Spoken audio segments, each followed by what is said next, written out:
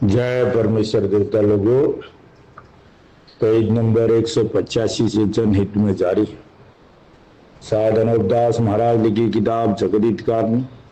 यह जगदीतकारणी जिसको Shri अनूपदास printing press चावनी एरमपुरा में छाप के प्रसिद्ध किया। तारीख 17 अप्रैल सन 1909 या वैशाख बुद्धि 12 संवत 1965। परमात्मा ने नम। जय परमेश्वर। हजार हजार शुक्र वो ज्योति स्वरूप निरंजन निराकार का है कि जिसने जमीन व आसमान को बनाया और तमाम सृष्टि को पैदा किया, परंतु उसकी कारीगरी का भेद किसी पर जाहिर नहीं हुआ कि क्या भेद है। फिर मेरी जबान से ईश्वर परमात्मा की तारीफ अदा नहीं हो सकती। और दूसरा मजमून बतर समुद्र के सो कलम से लिखा जाता कि जो जो करतब मैंने इन सौदागर मजदान के देखे वो अजब तरह के नजर आए, जिससे मुझ गरीब साध अनूपदास को तमाम जहान के हिंदू मुसलमान और साध संत और पंडित फकीर और मुल्कों के राजा महाराजा और सातों आठों और सब विलायतों के बादशाह और दिगर अंग्रेज वगैरह की खिदमत में हाथ जोड़कर अर्ज करना लाजिम है। दोस्तों, ये अनूपदास जी महाराज पूरे विश्व को अर्ज कर रहे हैं, पूरे विश्व को अपील कर रहे हैं कि इस किताब जगदीतकारणी के मजमून को पढ़ करके बंदोबस्त करो। आज जो दुनिया में बुरा हो रहा है और भला कैसे होगा, उसके लिए अनूपदास जी महाराज दरखास्त कर रहे, पूरे विश्व से दरखास्त कर रहे मेरे भाइयों कि आज जो दुनिया में बुरा हो रहा है उसके जिम्मेदार हिंदुस्तान के सौदागर बनिए बेईमान लंका के ढेर। और ये राक्षसी पाप कराते हैं और कई समुद्रों के बीच में दरियाओं के टापू के ऊपर आलोक पाप करा रही, जिसकी खबर अब तक विज्ञान वालों को भी नहीं है, न किसी और को है, न किसी और विलायत को है। इसलिए अनूपदास जी महाराज अर्ज कर रहे कि भाइयों, जिसको दुनिया सुरग नरक बोलती है वो हिंदुस्तान के सौदागर बनियों के पाप करने की जगह है। मुसलमान भाई जिसको जन्नत बोलते हैं वो हिंदुस्तान के सौदागर बनियों के पाप करने की जगह है। अंग्रेज हेवन हेल्स बोलते हैं वो हिंदुस्तान के सौदागर बनियों के पाप करने की जगह है। तो भाइयों, हिंदू हिंदू हिंदू के जितने संत महात्मा बोलते कि तेरा सुरग में भला करेगा। दोस्तों, सुरग में कोई भला नहीं करता है, न कोई सुरग से आज दिन तक रिटर्न आया। इसलिए पहले सुरग की पहचान कर लो भाइयों।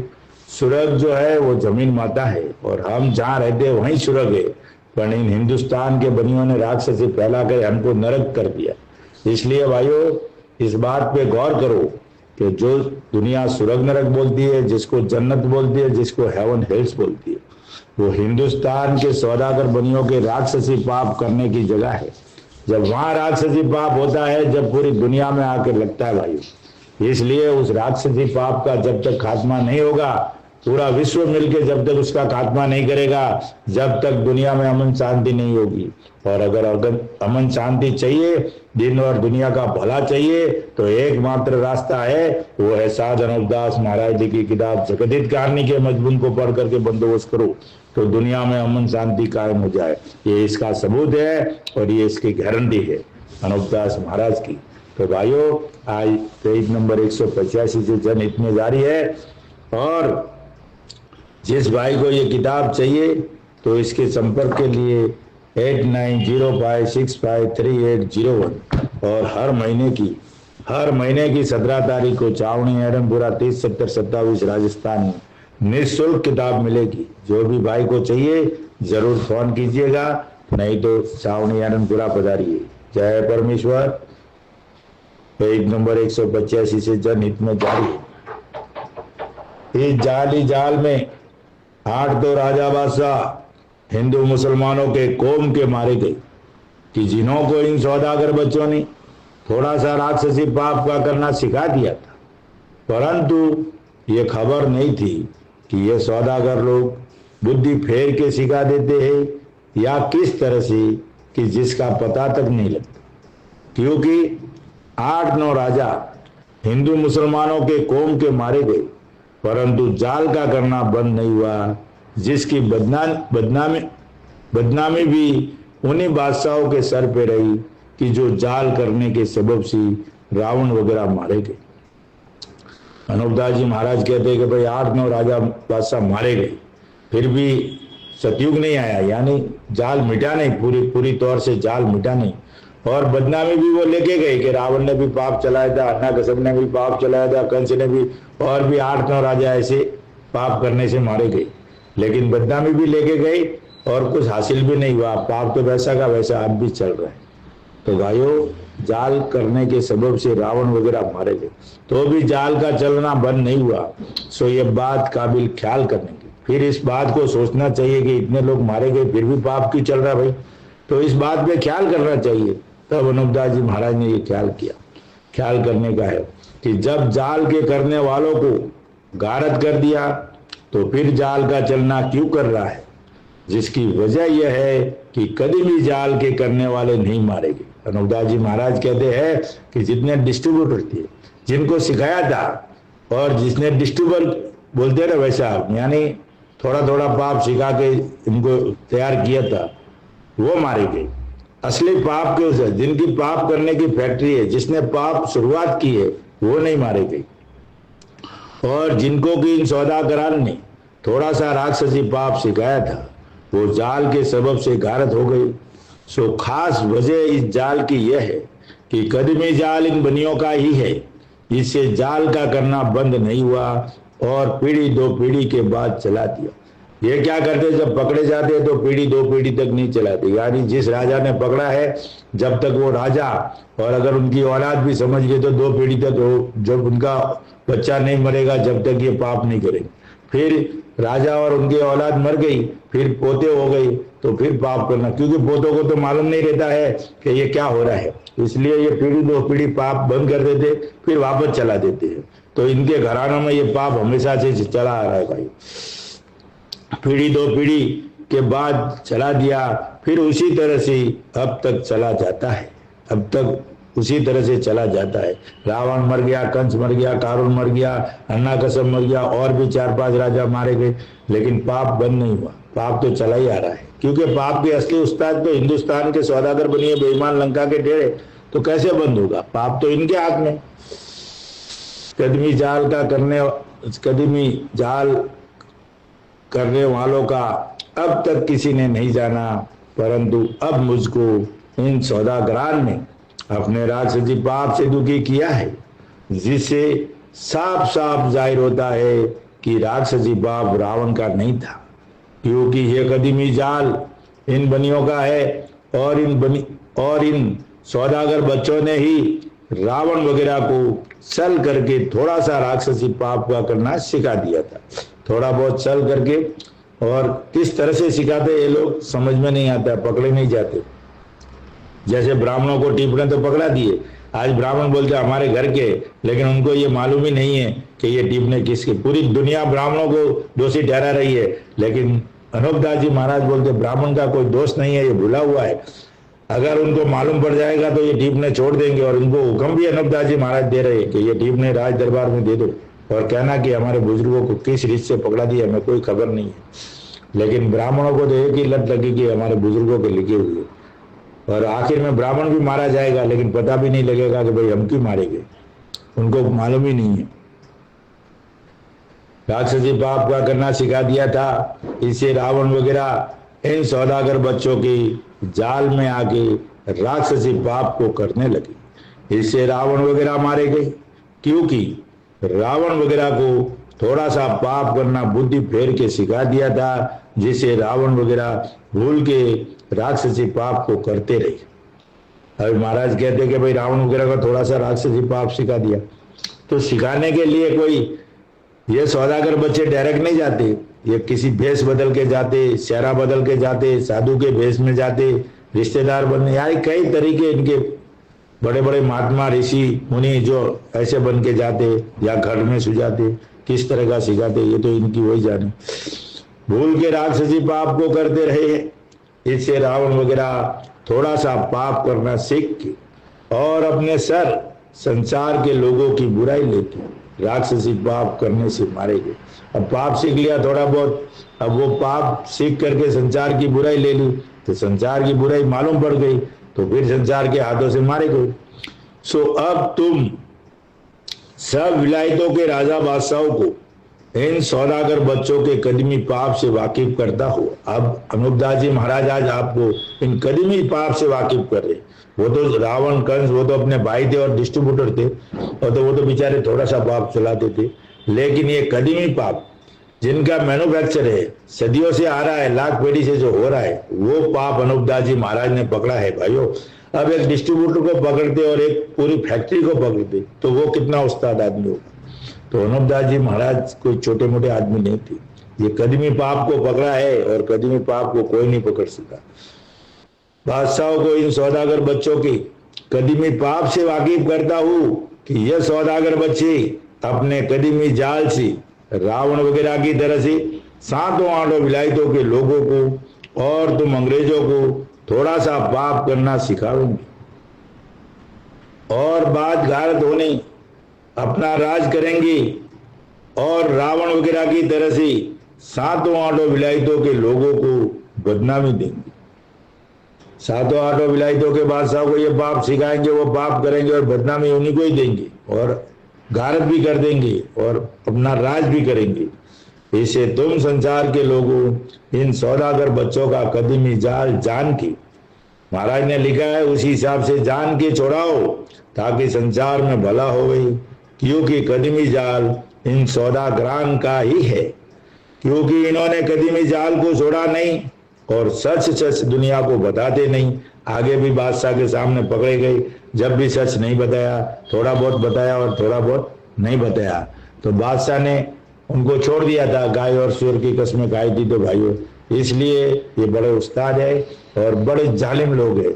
और अगर इन्होंने बता भी दिया तो इनको मालूम है कि हमारा खात्मा पक्का है, क्योंकि हम रावण को मरवाने वाले भी यही है और कंस को मरवाने वाले भी यही है, और उनका धन भी उन्होंने ही काबू में कर लिया है। कंस का 40 डुंगरी धन उन्होंने किया, रावण की सोने की लंका इन्होंने, रैयत ने नहीं ली भाइयों, संसार के लोगों ने किसी ने नहीं लिया आराम समझ के। इसके लिए वो धन भी इन्हीं के पास है, हिंदुस्तान के सौदागर बनिए बेईमान लंका के ढेरों के पास है।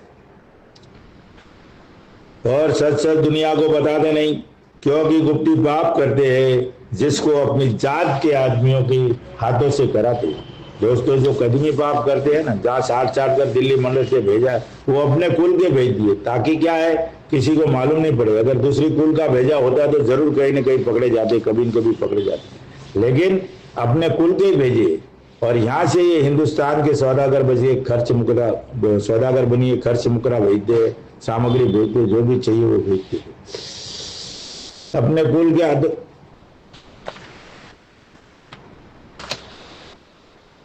अपनी जात के आदमियों के हाथों से कराते हैं। सो इनके वो नौकर है।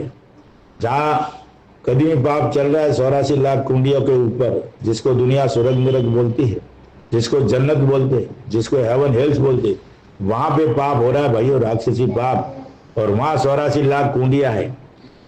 सो इनके वो नौकर है, उन आदमियों के हाथों से कराते हैं। सो इनके वो नौकर है, क्योंकि समुद्र हजारों कोस में पड़ा है, नहीं मालूम कि कौन से टापू पे कराते हैं, क्योंकि धरती का पेट चौड़ा है।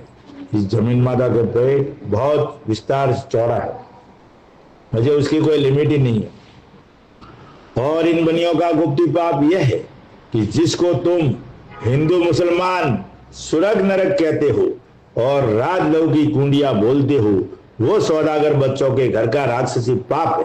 ये सबूत के तौर पर, ये अनूपदास जी महाराज ये पूरे सबूत के तौर पर बता रहे हैं। जरा गौर करके सुनना भाइयों कि अनूपदास जी महाराज क्या करते हैं। ये सातों आठों विलायतों को, पूरे विश्व को बता रही है कि भाई धरती का पेट चौड़ा है और इन बनियों का गुप्ती पाप यह है। अब सोचो, नशेड़ी, गौजेड़ी, भंगेड़ी, शराबियों, सब सोच लो, जो सबूत गैंग मांगती है सोच लो और ढूंढ लो कि चौड़ा है। और इन बनियों का गुप्ती पाप यह है कि जिसको तुम हिंदू मुसलमान स्वर्ग नरक कहते हो और राजलव कुंडिया बोलते हो, वो सौदागर बच्चों के घर का राक्षसी पाप है। अब सीधा सीधा टिप्पणों में लिखा है तो बता दो कि भाई जिसको दुनिया स्वर्ग नरक बोलती है वो बनियों के पाप करने की जगह है। इतना लोगों को उलझाने की क्या जरूरत है भाई, सीधा सीधा समझा दो। जो भी ये किताब पढ़ के समझे है तो वो तो क्या है, अपनी अपनी दुकानें खोल के बैठे अपना अपना धंधा करेंगे भाई, लेकिन असली बात नहीं बताएंगे और लोगों को बदनाम करेंगे कि असली बात ये है, असली बात ये है। मुसलमान सुरग नरक कहते हो और राजलौकी कुंडिया बोलते हो, वो सौदागर बच्चों के घर का राक्षसी पाप है। ये अनूपदास जी महाराज उसका खुलासा करें। और इसी पाप से बुद्धि फेर देते हैं, इससे कुछ पता नहीं लगता है। इस पाप से बुद्धि फेर लोगों की बुद्धि भ्रष्ट होती है और जो सबूत मांगते हैं, जो मैं और मौत कैसे कब्जे में, उनकी बुद्धि बिल्कुल भ्रष्ट है। इसलिए वो ऐसा बोलते हैं भाइयों कि राक्षसी पाप से बुद्धि फेर देते हैं, इससे कुछ पता नहीं लगता है, इससे उनको कुछ समझ में नहीं आता है। वो सबूत करते करते ही मर जाएंगे और पता भी नहीं लगेगा। और ये सबूत किताब जगत ज्ञानी, क्योंकि बुद्धि राक्षसी पाप के जोर से इन सौदागर बच्चों के बस में कड़ी हुई है और जो भी सबूत मांगते हैं उनकी बुद्धि उनके बस में कड़ी हुई है। जब उनको ऐसी उल्टी सीधी बातें नजर आती है और जो कि किसी का जहाज वगैरह जावे तो उसको अपने राक्षसी पाप से जाने भी नहीं देते, क्योंकि जमीन के पेट में बाएं गोले का दर्द कर देवे तो जहाज उस चक्कर में आके डूब जावे तो फिर उसका पता किस तरह से लगे। और जो कि समुद्र में भोर पड़ता है और चढ़ाई करता है तो उसकी मिसाल ऐसी है कि जैसे आदमी की ओजड़ी में रोग की वजह से गड़बड़ाहट होता है, फिर उसी तरह से समुद्रों को राक्षसी पाप का रोग नहीं किया होवे तो वो भी सीधा ही पड़ा रहे और भोर वगैरह नहीं पड़े और ना चढ़ाई वगैरह करे।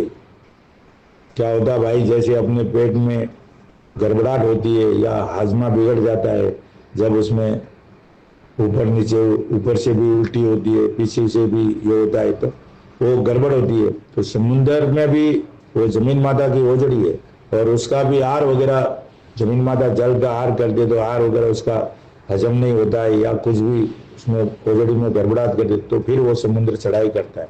जब वो समुद्र का पानी बाहर आता है और अगर वो गड़बड़ाहट नहीं हो तो वो भी सीधे ही पड़े, कुछ तूफान वगैरह नहीं करे। परंतु ये बनिए रात दिन जमीन माता के नाम का पाप कराते रहते हैं, इससे भूवर और आर वगैरह हिलता रहता है और संसार के लोगों की और राजा बादशाहों की ऐसी बुद्धि कैद कर दी है। और पहले जमाने में हमेशा सूरज चंद्रमा अपने अपने कायदे के मौजिब उगते थे। क्या उगते थे? सूरज और चंद्रमा अपने अपने कायदे के मौजिब उगते थे कि जब दिन निकलता था जब तो सूरज उगता था और जब दिन छुपता था तो चंद्रमा उगता था, जैसा कि पूनम का उगता। तो भाइयों, सतयुग में हमेशा सूरज चंद्रमा अपने अपने कायदे के मौजिब उगते थे। दिन निकलता था तो सूरज उगता था और दिन छुपता था तो चंद्रमा उगता था। कभी अंधेरी रात नहीं होती। ये जो अंधेरी रात का खेल चला है वो राक्षसी पाप से चला है। ये 15 दिन तक पाप को करते हैं, एकम से चालू करते हैं और अमावस तक पूरी रात पाप करते हैं और फिर एकम से छोड़ते हैं और पूनम के दिन सिर्फ एक दिन पाप पूरा नहीं छोड़ते, उसमें भी गरम वगैरह लगा देते लेकिन पूरा पाप पूनम को नहीं करते। और उनको अगर कुछ करना है कि पूनम को एक दिन भी गरम वगैरह लगावे तो उस दिन भी वो पाप चालू कर सकते हैं, लेकिन एक दिन उनका ही है। लेकिन सतयुग में जैसे ही सूर्य अस्त होता था वैसे ही चंद्रमा उगता था, अंधेरी रात नहीं थी। ये अंधेरी रात के नाम का 24 घंटा जमीन माता को राक्षसी पाप से रखते, यानी एक ज्योत को खंडित करके रख दिया है। पूनम का उगता है उसी तरह से सदा उगता था और ये सूरज चंद्रमा जमीन माता के शरीर में ज्योत है, दम की ज्योत। जैसे हम सांसें लेते हैं वैसे जमीन माता के, और एक सांस को पूरा एक चंद्र नाड़ी को पूरा रोग से ग्रस्त कर दिया है। वो 15 दिन तक पाप करते और 15 दिन उसके नाम, यानी 24 घंटा उसके नाम का पाप चल रहा है। सो संसार में कहते हैं कि सतयुग में चंद्रमा सदा पूरा उगता था। सो जब से चंद्रमा के नाम का पाप कराना शुरू किया है तो बदी एकम से चंद्रमा के नाम का पाप करना शुरू करते हैं। सोचना भाई, इधर समझना और गहराई से सुनना। तो अमावस तक 15 दिन पाप इस तरह से कराते हैं कि बदी एकम को तो थोड़ा पाप करके चंद्रमा को थोड़ा सा घटाते, फिर दूज को एकम से ज्यादा पाप करा के कुछ ज्यादा घटाते हैं, फिर दूध से ज्यादा तीज को पाप कराते हैं जब चंद्रमा और ज्यादा घटता है, फिर तीज से ज्यादा सौत को पाप कराते हैं जब चंद्रमा और ज्यादा घटता है, और सौत से पाचन को ज्यादा पाप कराते हैं तो और ज्यादा घटता है। इसी तरह से बदी पुक में 15 दिन तक यानी अमावस तक दिन दिन ज्यादा चंद्रमा के नाम का पाप कराते हैं, तो अमावस को इस कदर पाप चंद्रमा के नाम का कराते हैं कि बिल्कुल नहीं उठता। अमावस के दिन पूरी रात पाप करो तो बिल्कुल नहीं उठता, और चंद्रमा घटते घटते अमावस तक अंधेरी रात साफ हो जाती है, और फिर एकम से पाप कराना थोड़ा थोड़ा छोड़ते जाते हैं, तो फिर चंद्रमा बढ़ता जाता है तो सुधी एकम को थोड़ा पाप छोड़ते हैं, तो चंद्रमा थोड़ा सा बढ़ता है, और दूध से पाप ज्यादा छोड़ते हैं तो दिखने लगता है।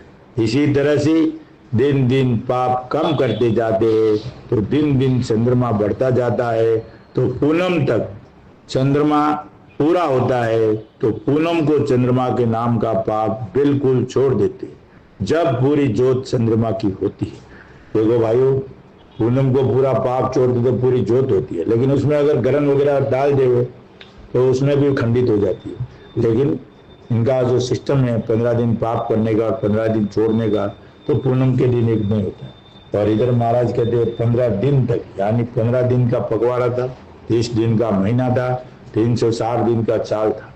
लेकिन सप्ताह को 7 दिन किया ना भाई, ये सप्ताह 7 दिन का नहीं था, 6 दिन का ही था, क्योंकि ये बुधवार जो है वो एक्स्ट्रा डाल दिया है। रामचंद्र जी के जमाने में ये 6 ये भी आदमी लोग थे, शनि, रवि, सोम, मंगल, गुरु और शुक्र, ये 6 वारे थे, और 6 पंजा 30, 6 पंजा 30, तो 6 दिन का सप्ताह था भाइयों, 15 दिन का पखवाड़ा था, और 30 दिन का महीना था, और 360 दिन का साल था। आज जो दिन है, आज जो वक्त है, वो का वो वक्त, वो का वो तत्व, वो की वो मिति, वो का वो वाक उसी दिन आता है। ये बुधवार डालने से जो आज घटना घटी है वो 1 साल के बाद उसका जो टाइमिंग था वो चेंज कर दिया, वो टाइम वापस नहीं आता, वो सब भुला दिया। इसके लिए मेरे भाइयों इस बात को सोचो और गहराई से समझो। चंद्रमा की आदर्श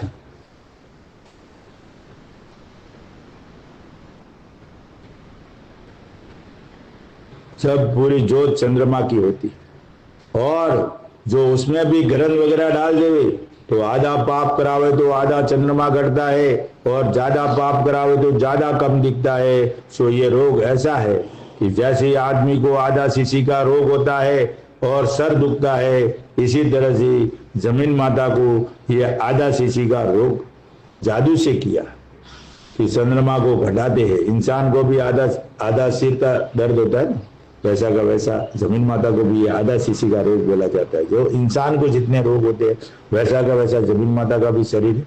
उसका शरीर बहुत विशाल है, अपरंपार है। भाई शरीर सबका अलग अलग टाइप का बनाया, लेकिन उसकी जो मशीनरी जो काम करने वाली है शरीर के अंदर, वो सबकी एक जैसी है।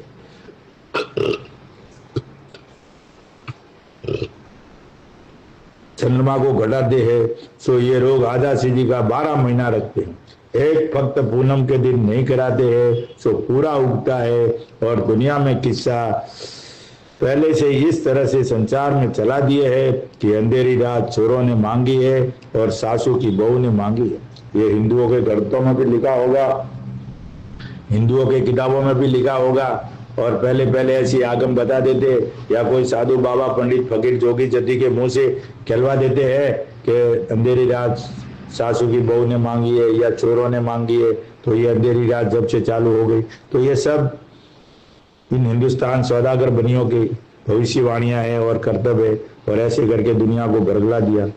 सो अनेक किस्सा इस तरह के चला दिए हैं। सो ये बनिए सूरज चंद्रमा को ऐसे ग्रहण कराते हैं जैसे रावण सूरज चंद्रमा को गर्म कराता था, उसी तरह अब भी गर्म वगैरह पड़ता है और चंद्रमा वगैरह घटता है। सो टिप्पणों में सब लिखा हुआ है कि इस कदर कला चंद्रमा की घटी बड़ी है और 12 महीना पेस्तर से ही सूरज चंद्रमा का ग्रहण बतला देते हैं। और इसी तरह से रावण ने भी ग्रहण वगैरह के टिप्पणे चलाए थे कि जैसे अब महाजनान के टिप्पणे चलाए हुए हैं, रावण के मुताबिक मौजूद है। आज जो टिप्पणे चल रहे हैं ये हिंदुस्तान के सौदागर बनिए बेईमान लंका के भेड़ों के बनाए हुए हैं और ब्राह्मणों को छल करके पकड़ा दिए। ब्राह्मणों को कुछ भी मालूम नहीं है भाई। और जो ये भविष्यवाणी वगैरह देखते ना, उन बोलने से, देखने से, सपना देखने से, रात को सपना देखा दिन में क्या हुआ, वैसा कुछ नहीं है। आप जो सब कुछ देखते हो, जो भी भविष्यवाणी करते हो, जो भी टिप्पणा देखते हो, उससे कुछ नहीं होता है। जैसे हम किसी देवी देवता के पास गए ना और वहां भी मन्नत मांगी तो वो मन्नत भी उनके हाथ में नहीं है। जो हम मन्नत मांगी है और वो पूरी हो जाएगी तो वो उनके हाथ में नहीं है। ये हिंदुस्तान का सौदागर बनिया के पास है। वो जब चाहेगा वैसी मन्नत देगा, जब चाहेगा तो नहीं देगा तो नहीं देगा। किसको कहाँ करना है, किसको कैसे। जैसे आज हिंदुस्तान का मीडिया है, उसको जो अच्छा लगेगा वो दिखाता है, उसको जो अच्छा नहीं लगेगा तो वो नहीं दिखाएगा। उसका फायदा होगा उसमें वो इंटरेस्ट लेगा, उसका फायदा नहीं होगा उसमें नहीं देगा। ये हिंदुस्तान का मीडिया एकदम इंसाफ करे ना, पूरे न्याय नेकी से बतावे ना, तो कल पाप छूट जाएगी, लेकिन बताएगा नहीं। आज ये हिंदुस्तान का मीडिया इतनी बात किताबों की करती है, लेकिन ये जगत हितकार नहीं है, पूरे विश्व को बचाने की बात है। तो ये हिंदुस्तान का मीडिया भी क्या मालूम किधर अटका हुआ है या क्या इनके ऊपर प्रेशर है, ये इस बात को बोल ही नहीं सकते, दिखा नहीं सकते, कर नहीं सकते। लेकिन अगर हिंदुस्तान का ये मीडिया इस बात के ऊपर गौर करे और इस बात को दुनिया में दिखा, लेकिन क्या करेगा, वो भी इनके मोहरे है। मीडिया के हाउस के तो बड़े बड़े लोग हैं, वो इस बात को चलने ही नहीं देते। इसके लिए भाइयों ये पब्लिक को समझना पड़ेगा। ये किताब जब पढ़ोगे तो आपकी बुद्धि दुरुस्त होगी, बुद्धि दुरुस्त होगा तो सच और झूठ की तलाश होगी। तब मालूम पड़ेगा कि कौन ईमानदार है, कौन बेईमान है, कौन कर्तव्य कर रहा है, कौन खेल खेल रहा है, कौन हिंदू मुसलमान को लड़ा रहा है। सब मालूम पड़ जाएगा भाइयों, आपकी नजरों के सामने सब दिखेगा, क्लियर कट। जैसे हम कोई पिक्चर देखते हैं ना, वैसा दिखेगा आपको। इसलिए भाइयों इस किताब को पढ़ना हमारे लिए सौभाग्य की बात है, इसको सुनना हमारे लिए परम दुर्भाग्य है। रावण के मुताबिक मौजूद है। सो जब ये काफरी पाप दबे होगा, जब सत्य की तरह से सदा पूरा चंद्रमा उगेगा और ये खाली बादल जो होते हैं और 10-10 और 15-15 दिन रहते हैं और मेघ नहीं बरसता है, बारिश नहीं होती है और उससे आदमियों को बीमारी होती है। खाली बादल होते तो अपना भी बदन दुखता है ना। तो हम जमीन माता से जुड़े हुए, हम इसके गर्भ में हैं। जब माँ को दर्द होता है गर्भ में तो बेटे को भी तकलीफ होता है, बेटा जब गर्भ में होता है ना तो उसको भी तकलीफ होती है। तो हमारा तार उससे जमीन माता के अंदर जुड़ा हुआ है। ये हम समझ नहीं पा रहे हमारी बुद्धि खराब होने की वजह से, लेकिन जो भी हम जमीन माता के गर्भ में है और ये बादल वगैरह जो भी होगी अंदर, तो ये गर्भ से मुझे अपने को जमीन माता को तकलीफ होगी तो हमारे को भी तकलीफ होगी और खेतों को नुकसान होता है। सो ये अक्सर जमीन को रोग है कि जैसे आदमी को गुजराती का रोग होता है और बादी से सब बदन अकड़ जाता है और हमारा भी बदन अकड़ जाता है, खेतों को भी नुकसान होता है। तो ये जमीन माता को जितना रोग होगा वो सब हमको भी होगा और हमारी फसली में भी दर्द होता है। इसी तरह से जमीन को खाली बादलों का रोग होता है। इसी वजह से नाज वगैरह को रोड़ी गेरू हो जाता है और नुकसान होता है। सो टिप्पणों में पहले से ही सुना देते हैं कि गेरू और दाई वगैरह पड़ेगा, जो ठार वगैरह गिरता है ना भाई, ओस वगैरह पड़ता है ना वैसा, और झाड़ वनस्पति वगैरह जल जावेगी। सो जब पाप जमीन के नाम का कराते हैं तो जल जाते हैं। सो ऐसे ऐसे अनेक तरह के रोग जमीन को कर दिए। जब से दुबली हो गई है, इससे खाने चांदी सोने की गल गई। पूरी जमीन माता रोग की वजह से दुबली हो गई, इसे चांदी सोने की खाने गल गई है भाइयों, इससे दिखने में नहीं आती है। जिससे दिखती नहीं है कि जो जमीन माता को लाख तरह का रोग करा देवे तो कोई ये नहीं समझे कि जमीन को रोग किया है, बल्कि ये जानने लगते हैं कि परमेश्वर की कुदरत है। और जो कि आदमी को शरद गर्म का रोग हो जावे तो उसका शरीर और जीव बहुत दुख पाता है। अभी ये क्या बोलते हैं कि रोक दिया है, बल्कि ये जानने लगते परमेश्वर की कुदरत। मुझे कितने भी कोशिश करोगे तो आपको परमेश्वर की कुदरती ख्याल आएगी। इनका पाप नहीं पकड़ा जाएगा। इनका अगर पाप पकड़ना चाहो, ये कुदरत के शैतानों को अगर पकड़ना चाहो और इसका पहचान करना चाहो, तो ये साध अनुपदास महाराज लिखी किताब जगत हित कारणी ही पढ़ना पड़ेगा। और उसका सबूत सिर्फ और सिर्फ ये किताब है। बाकी तो दुनिया की जितनी किताबें हैं, सबूत दुनिया में बहुत है।